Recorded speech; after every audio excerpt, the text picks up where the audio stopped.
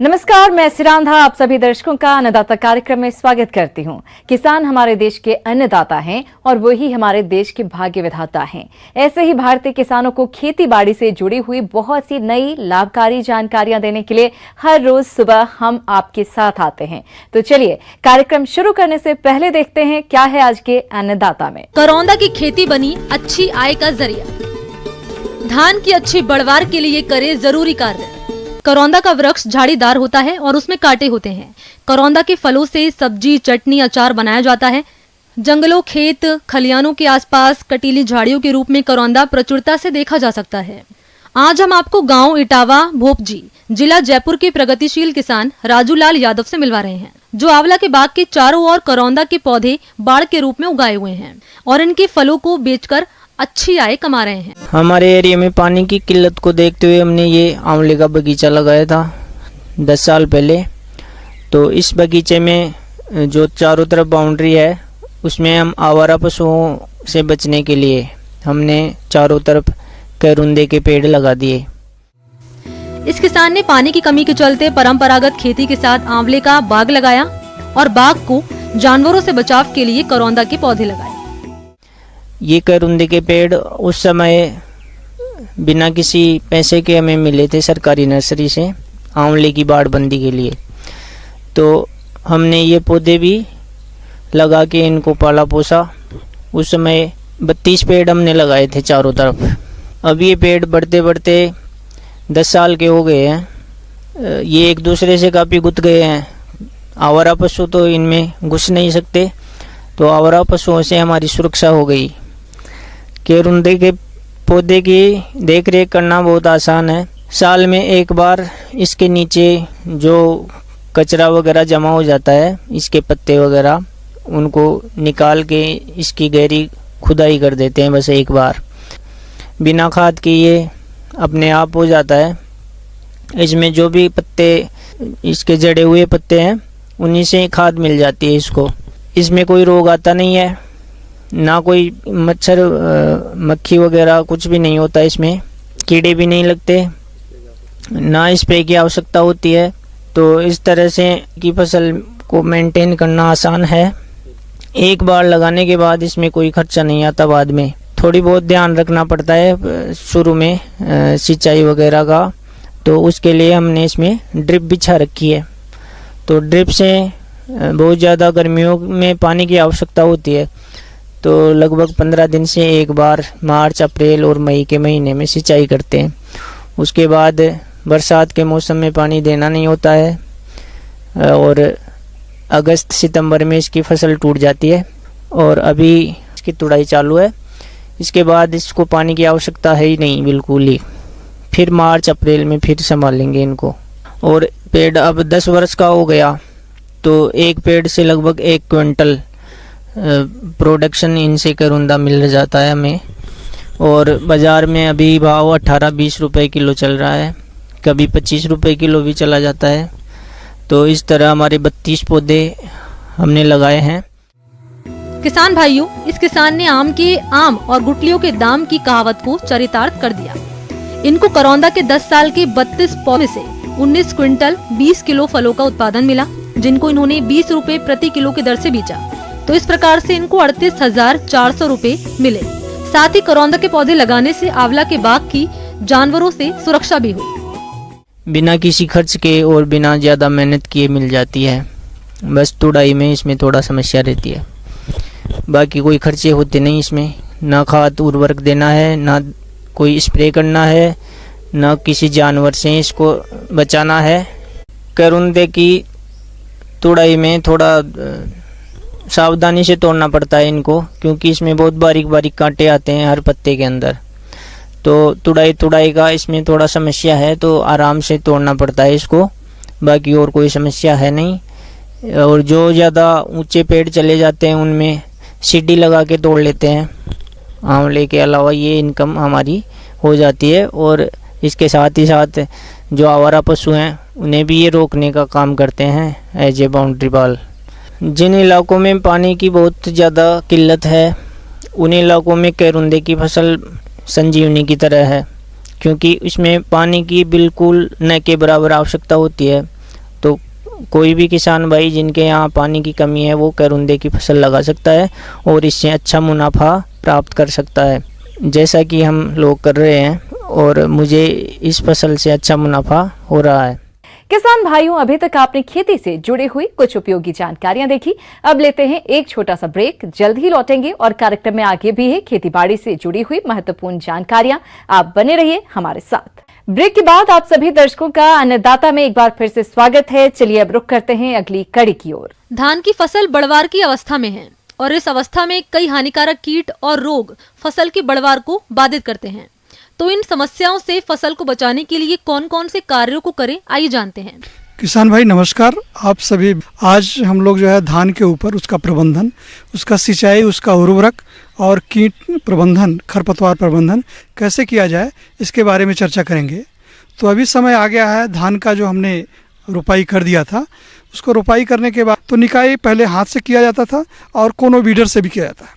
कोनो बीडर से जब निकाई करते हैं तो उसमें खरपतवार मिट्टी में दब जाता है और उसमें खरपतवार कट करके खाद बन जाता है, और जो उसका जड़ है हॉरिजॉन्टल रहता था उसको जड़ तोड़ देते हैं तो वर्टिकल हो जाता है, तो वहाँ पर बाली की साइज बढ़ जाती है, दाने में उनकी संख्या बढ़ जाती है। अगर आपके पास कोनो बीडर नहीं है, अगर आदमी आपके पास उपलब्ध नहीं है, तो वहाँ पर आप जो है बिस्पारी बैग सोडियम है, ये 10% का रहता है। लगभग 1 हेक्टेयर में 200 से लेकर के 250 ml प्रति हेक्टेयर, अर्थात 80 से 100 ml प्रति एकड़ की दर से इसको दिया जाता है। घास को नष्ट करता है। अब जो है जब रोपा हो गया है, निकाई करने के बाद 3 सप्ताह के बाद आप जो इसमें 65 किलोग्राम यूरिया जो है प्रति हेक्टेयर आप फिर से देंगे जो है, और उसके बाद 7 से 8 सप्ताह के बाद पुनः जो है 65 किलोग्राम दे देंगे। ये था आपका जो है, जो ज़मीन आपका दोन ज़मीन था, लंबे दिन का फसल था, ज़्यादा पैदा देने वाली थी।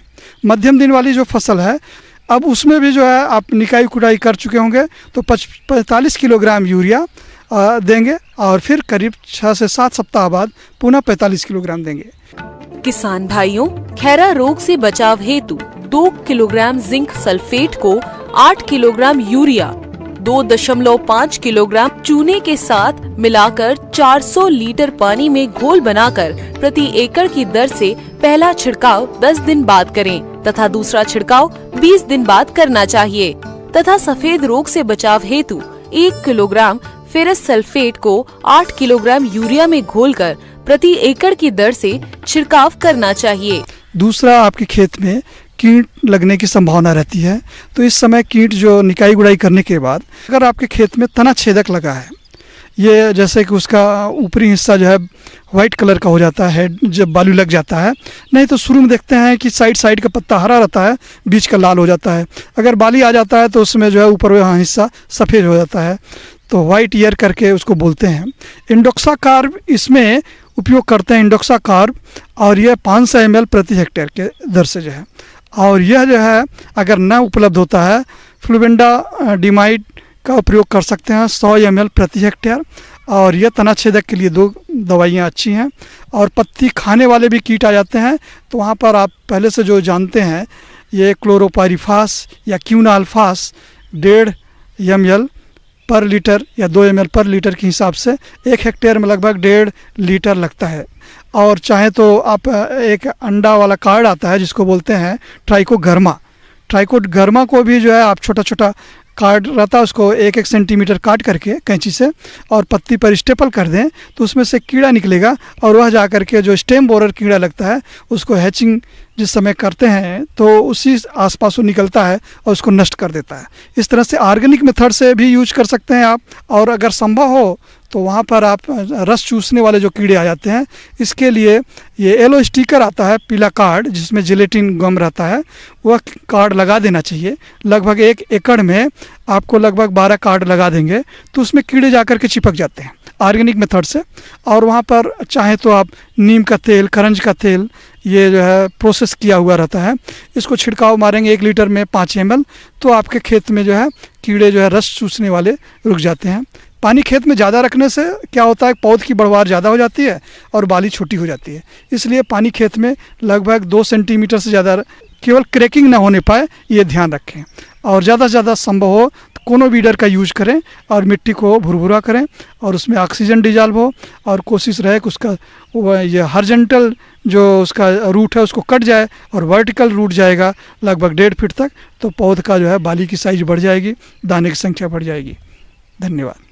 और आगे भी है खेतीबाड़ी से जुड़ी हुई बहुत सी रोचक जानकारियां, पर यहां पर रुकेंगे एक और ब्रेक के लिए। जल्द हाजिर होते हैं। ब्रेक के बाद एक बार फिर से आप सभी दर्शकों का अन्नदाता कार्यक्रम में स्वागत है। बढ़ते हैं अगली प्रस्तुति की ओर। मौसम के अनुसार प्रबंधनों पर ही टिकी है आपकी खेतीबाड़ी, इसलिए मौसम पूर्वानुमान और उस पर आधारित साप्ताहिक कृषि सलाह इस प्रकार है। ग्रामीण कृषि मौसम सेवा हनुमानगढ़ द्वारा भेजे गए मौसम पूर्वानुमान रिपोर्ट के आधार पर किसानों को सलाह दी जाती है कि क्षेत्रीय मौसम विज्ञान केंद्र जयपुर द्वारा दिए गए मौसम पूर्वानुमान के अनुसार परिवर्तनशील मौसम के कारण जिला हनुमानगढ़ में अगले 5 दिनों में कहीं कहीं पर गरज बौछार और हल्की बारिश की संभावना है। अगले 5 दिनों तक जिले में आमतौर पर बादल छाए रहने की संभावना है। ऐसे में इन क्षेत्रों के किसानों को सलाह है कि कोरोना के गंभीर फैलाव को ध्यान में रखते हुए किसानों को तैयार सब्जियों की तुड़ाई तथा अन्य कृषि कार्य करते समय सरकारी दिशा निर्देशों का पालन करने, व्यक्तिगत स्वच्छता, मास्क का उपयोग करने, उचित अंतराल पर साबुन से हाथ धोने तथा एक दूसरे से सामाजिक दूरी बनाए रखने पर विशेष ध्यान दें। किसानों को सलाह दी जाती है कि वे सफेद मक्खी के प्रकोप के लिए फसल की नियमित रूप से निगरानी करते रहें। यदि सफेद मक्खी की आबादी आर्थिक नुकसान स्तर से ऊपर पहुंचती है तो नीम का तेल 5 मिलीलीटर प्रति लीटर पानी की दर से या रासायनिक दवा थायोमेथाक्साम 25 WG की 0.5 ग्राम मात्रा प्रति लीटर पानी की दर से घोलकर छिड़काव करें। वर्तमान मौसम की स्थिति में धान के खेत में ब्राउन प्लांट हॉपर के लिए निरंतर निगरानी की सलाह दी जाती है। किसान खेत के बीच में जाकर पौधे की नीचे वाले हिस्से पर मच्छरनुमा कीट का निरीक्षण करें। धान की फसल में ब्राउन प्लांट हॉपर को नियंत्रित करने के लिए बफ्रोजिन 25 SC की 1.5 मिलीलीटर मात्रा प्रति लीटर पानी की दर से घोलकर छिड़काव करें।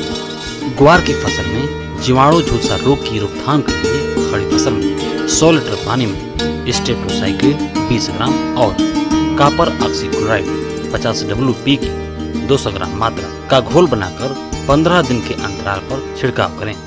झुलसा रोग की रोकथाम हेतु जिनेब या मैंकोजेब की 0.2% मात्रा का छिड़काव करें। मूंग की फसल में रोग के छोटे छोटे गहरे भूरे रंग के धब्बे पत्तियों, फलियों और तनों आदि पर दिखाई पड़ने पर स्टेप्टोसाइक्लिन 5 ग्राम और कॉपर ऑक्सीक्लोराइड 300 ग्राम प्रति 100 लीटर पानी में घोलकर प्रति बीघा की दर से छिड़काव करें। तिल में फाइलोडी रोग के नियंत्रण हेतु थायोमेथाक्साम की 0.25 ग्राम मात्रा प्रति लीटर पानी की दर से घोलकर छिड़काव करें एवं स्टेप्टोसाइक्लिन 150 ppm और कॉपर ऑक्सीक्लोराइड 2 ग्राम प्रति लीटर पानी की दर से घोलकर 70 दिन की फसल में छिड़काव करें। मूंगफली की फसल में टिक्का रोग होने पर पत्तियों पर भूरे काले धब्बे दिखाई पड़ने पर कार्बेंडाजिम 50 WP की 0.1% अथवा मैंकोजेब 0.2% छिड़काव करना चाहिए। बाजरे की फसल में दीमक और सफेद लट के प्रकोप से फसल को बचाने के लिए क्लोरोपाइरिफास 20 EC की 4 लीटर मात्रा प्रति हेक्टेयर की दर से सिंचाई के पानी के साथ देवें। सब्जियों जैसे बैंगन, फूल गोभी, पत्ता गोभी, टमाटर आदि में बोरर कीट की निगरानी के लिए किसानों को फेरोमोन ट्रैप 3 से 4 प्रति एकड़ उपयोग करने की सलाह दी जाती है। उन किसानों के लिए बैंगन, टमाटर, मिर्च और शुरुआती फूल गोभी की रोपाई की सलाह दी जाती है जिनकी पौध तैयार है। खेतों में उचित जल निकास की व्यवस्था रखें। सिट्रस कैंकर रोग के नियंत्रण के लिए स्टेप्टोसाइक्लिन एवं कॉपर ऑक्सीक्लोराइड 2 ग्राम प्रति लीटर पानी की दर से घोलकर छिड़काव करें अथवा कॉपर ऑक्सीक्लोराइड 2 ग्राम प्रति लीटर पानी की दर से घोलकर छिड़काव करें अथवा सूडोमोनास जैविक उत्पाद की 2 ग्राम मात्रा प्रति लीटर पानी की दर से घोलकर छिड़काव करें। पशुओं को पीने के लिए साफ पानी की व्यवस्था करें। दूध वाले और गर्भवती पशुओं को नियमित रूप से 50 ग्राम आयोडीन युक्त नमक के साथ खनिज मिश्रण दें। लंगड़ी बुखार और गलघोंटू की रोकथाम के लिए टीकाकरण करवाएं।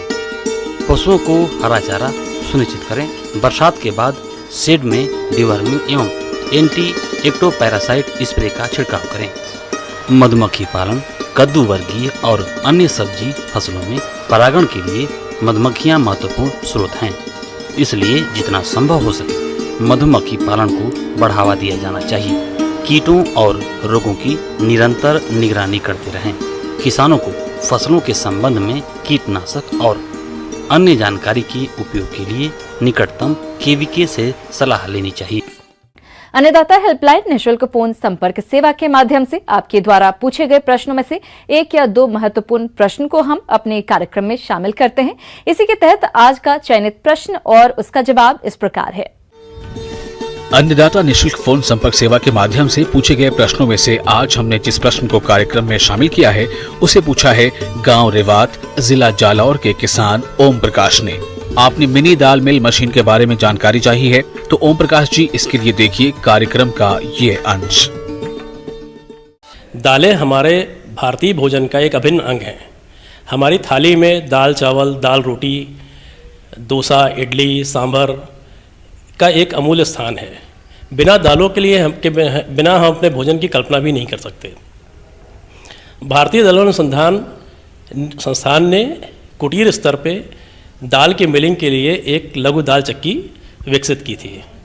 ये रबर स्टील डिस्क से बनी हुई मिल, इसमें इसकी क्षमता 1 घंटे में 1 क्विंटल प्रति घंटा करीब ये दाल की मिलिंग करती है। और जैसे हम लोग घरों में दालों को बनाते हैं कि भिगोते और सुखाते हैं, भिगोने और सुखाने से क्या होता है, छिलके की पकड़ कम हो जाती है और इसके बाद हम इसको पत्थर की चक्की से दर लेते हैं। दरने के बाद इसको हम सूप से उड़ा देते हैं। जितना भाग उड़ जाता है वो भूसी चूनी के रूप में निकल जाता है और जो मिल जाता है वो हमारी दाल कहलाती है। इसी घरेलू स्तर पर अगर हम बनाते हैं तो हम 1 घंटे में 10 किलो, 5 से 10 किलो के बीच में बना सकते हैं। जबकि अगर हम इसको छोटी सी मोटराइज्ड मिल से अगर बनाते हैं तो हम 1 घंटे में 1 क्विंटल के करीब बना सकते हैं। मिनी दाल मशीन छोटे किसानों के लिए काफी उपयोगी साबित हो सकती है। अभी तक अधिकांश किसान दालों का उत्पादन करके सीधे मंडी में भेजते हैं, जिससे कम दाम मिलता है। अगर किसान दाल की प्रोसेसिंग करके उसे बेचेंगे तो अधिक कीमत प्राप्त कर सकते हैं। भारतीय दाल अनुसंधान संस्थान द्वारा विकसित चक्की में रबर और स्टील डिस्क की 2 ऊर्ध्वाधर डिस्क होती हैं। इनके बीच का गैप हम दालों के हिसाब से कम या ज़्यादा कर सकते हैं। और भिगोना सुखाना इसलिए करते हैं कि हमको दाल की छिलके की पकड़ को कम करना है। एक ये प्री ट्रीटमेंट की तरह है। घरों के घरेलू स्तर पे इसको भून करके भी हम करते हैं या हमने सिर्फ भिगोया और धूप में उसको सुखा लिया। सुखाने के बाद इसको रबर स्टील डिस्क की चक्की से हम इसको पास करते हैं और इसके साथ एक साइक्लोन सेपरेटर लगा हुआ है जो भूसी और चूनी को अलग कर देता है। ये दाल चक्की जो आसानी से मिल हो जाती हैं दालें, जैसे मटर, चना, इनके लिए बहुत उपयोगी है। अरहर के लिए थोड़ा सा इसको भिगोने का समय थोड़ा सा ज़्यादा मांगता है और इसी चीज़ को ध्यान, और इसमें क्या है कि वर्टिकल डिस्क होने की वजह से इनके बीच का गैप जो है फिक्स होता है। जब अगर छोटे दाना कोई आता है तो वो खड़ा ही निकल जाता है, उससे दाल की क्वालिटी ख़राब हो जाती है। इसलिए एक इम्प्रूव दाल मिल का निर्माण किया। इसी चक्की में हमने एक ग्रेडर को ऐड कर दिया है। इसके नीचे एक ग्रेडर लगा हुआ है और एक एमरी रोलर लगा दिया है। चक्की वाला पोर्शन इसका एज सच रखा गया है। ये IIPR मिनी दाल मिल के नाम से कमर्शियली अवेलेबल है और इसकी लागत करीब 90 से 95 हज़ार के बीच पड़ती है। इसकी परचेज़ के लिए आप भारतीय दाल अनुसंधान संस्थान में आप संपर्क कर सकते हैं। सबसे पहले ग्रेन को हम, जो कच्चा माल आता है उसको हम ग्रेड कर लेते हैं। ग्रेड करने से क्या होता है, हमको एक बराबर के दाने मिल जाते हैं और इन दानों को जब हम एमरी रोलर से पास करते हैं तो उसको पिटिंग कहते हैं। तो दानों पे एक खरोंच सी पड़ जाती है। तो हम जब खड़े दाने को, अरहर के खड़े दाने को हम रात भर भिगोते थे, 8 घंटे करीब भिगोते थे। पिटिंग के बाद हम दाने को सिर्फ 2 घंटे भिगोते हैं। भिगोने और सुखाने के उपरांत हम इसको रोलर से नहीं पास करते, क्योंकि जिन दानों का छिलका उतर गया है उनका घर्षण की वजह से पाउडरिंग बढ़ती है और हमारी मिलिंग रिकवरी कम हो जाती है। दूसरा पास हम लोग रबर और स्टील डिस्क की चक्की से करते हैं। इससे क्या है कि हमारा जो 2 छिलका उतारने की प्रक्रिया और दाल को तोड़ने के 2 भाग में विभाजित करने की प्रक्रिया चक्की से हम लोग करते हैं। साइक्लोन की सहायता से ये अलग हो जाता है। हमारे ये जो मिनी दाल मिल है, ये इसका नया स्वरूप है। इसमें हमने रोलर के साइज़ को थोड़ा बढ़ाया है, ब्लोअर के साइज़ को भी बढ़ाया है, और इसमें थोड़ा सा आवाज़ भी कम हुई है, शोर कम हुआ है इसका। ये 2 HP की सिंगल फेज मोटर से चलती है, और एक बार में आपको भूसी चूनी अलग हो जाने के बाद साफ दाल प्राप्त होती है। मसूर की दाल जो है उसमें कोई सी प्री ट्रीटमेंट की ज़रूरत नहीं होती है, उसको सीधे एमरी रोलर से हम निकाल सकते हैं। इस मशीन को बिजली और ट्रैक्टर द्वारा आसानी से चलाया जा सकता है। इसमें से उत्तम दाल आप होलसेल मार्केट में आसानी से बेच सकते हैं और अधिक से अधिक लाभ प्राप्त कर सकते हैं। इस मशीन की उपलब्धता कमर्शियली यहाँ पे कानपुर में ही बनाई जा रही है, और इस मशीन के परचेज के लिए आप यहाँ संपर्क कर सकते हैं। आइए अब एक नजर डालते हैं राज्य की कुछ चुनी हुई मंडियों के प्रमुख फसलों के बाजार भाव पर।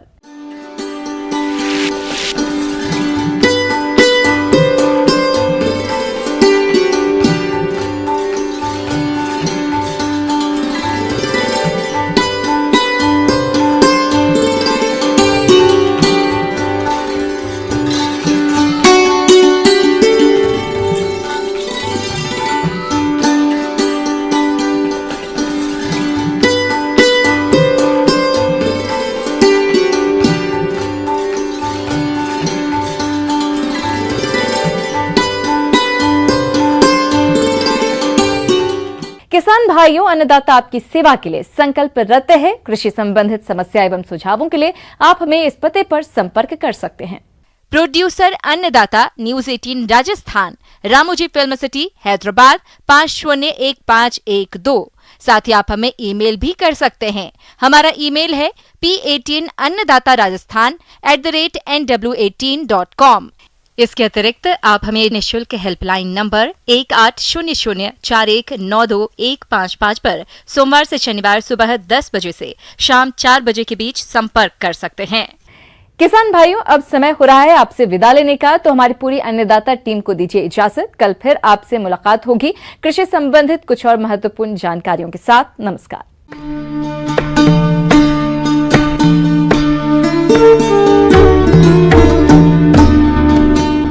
अन्नदाता पावर्ड बाय सोफिया।